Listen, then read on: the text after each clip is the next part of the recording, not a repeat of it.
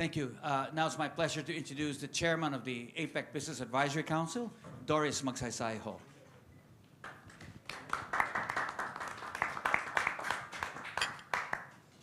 Thank you so much, Bill. I'd like to welcome each and every one of you, and really with gratitude that you've made the trip all the way from where you came from to be here with us today. APEC is the organizer of this event, APEC Philippines, and maybe I could just brief you what that is. The APEC Business Advisory Council is the voice of business to the APEC system. So it's an official part of APEC. There are 3 members from each economy. Bill and I are part of it, and we also have Jaime Zobel and Tony Tan Katyong as the members. We meet 4 times a year, the fourth meeting held during Leaders Week. And our output is really getting business voice on emerging issues or issues related to the goals of APEC. And we make recommendations to leaders. That's basically how dialogue actually. So we thought it was a good idea to bring a broader group of people. Because what happens is when we have 63 people in a room, not everyone is an expert on specific areas of initiatives that we have. So we have, for example, food security. Very few people can speak about that. So that has an offshoot breakout workshop that's being created. You have finance. I met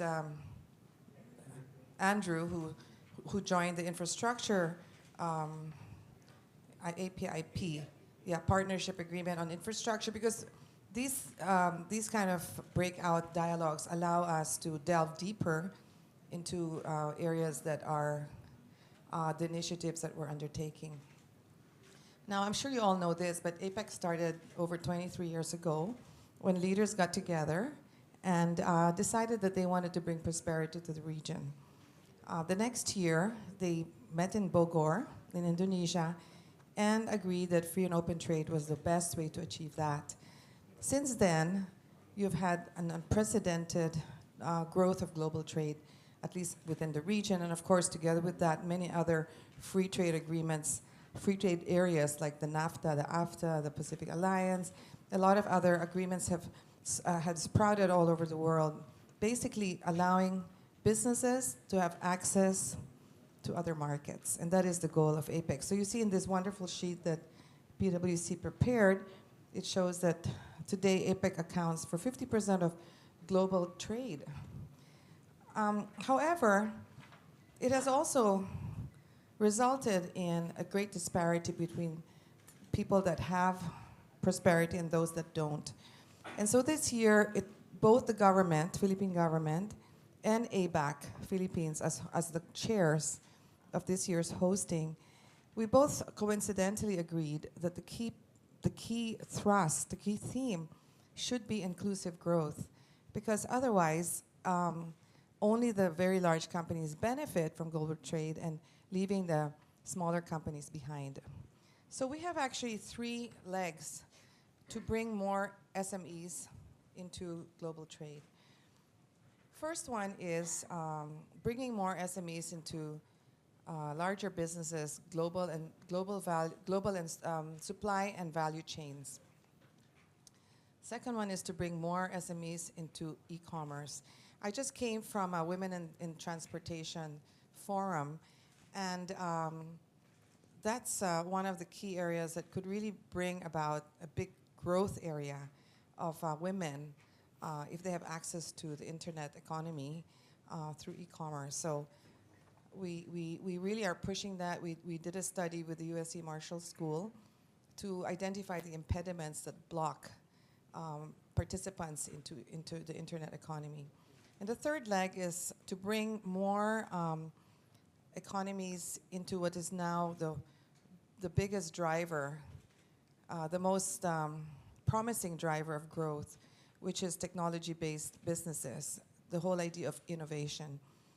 Because today, if you look at the big companies, most of them, many of them, I think I saw statistics that said 60 of them had nothing, were startups just 10 years ago. So the world is indeed changing. And the idea of giving a young person the ability to invent a new product for commercialization because of innovation can become a sort of a new thing. And it doesn't mean that they have to do this independently, but it could address also the needs of companies here to augment your own innovation and initiatives. So today, we are happy and grateful to PwC for leading us in this discussion on inclusive mobility.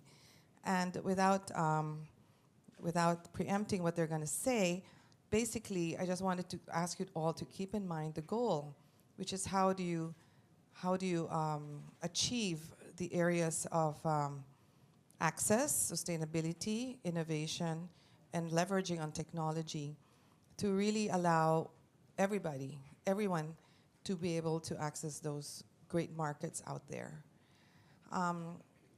So we look forward to be able to learn more from all of you. I think this will all end up with us making a report to lead to the ministers. We've already held, how many of these? About 4 or 5, 6 of them. And they've been amazing. They really have resulted in fantastic interaction between the private sector and the ministers. I think the ministers actually really enjoy it because when they sit in their ministerial meeting, they tend to be much more formal, where they have to present government policy, government positions. But in these more free-flowing dialogue, it really allows them to hear from your view, from our view, those involved in this sector, what are the emerging issues in the future, how do we achieve these inclusive goals. And so we really are grateful that you're here to share your own experiences and your own perspectives. So I look forward to working with all of you over the next hour or so. Thank you very much.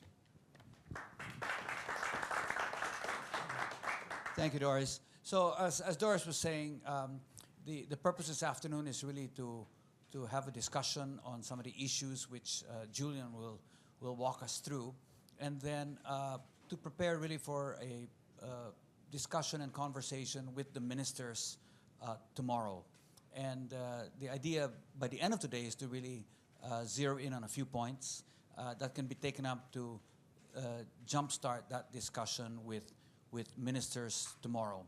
We're fortunate to have a knowledge partner in PricewaterhouseCoopers, been helping us out throughout the year.